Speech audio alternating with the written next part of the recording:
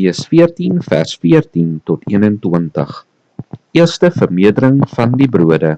En toe Jesus uitgaan, het hy 'n groot skare gesien en innig jammer vir hulle gevoel, en hy het hulle siektes gesond gemaak.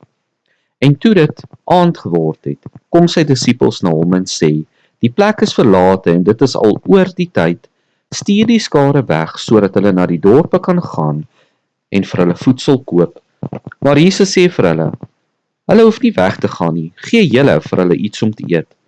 Maar hulle antwoord hom, ons het hier net 5 brode en 2 visse. En hy sê, bring dit hier vir my. Toe gee hy die skare bevel om op die gras te gaan sit.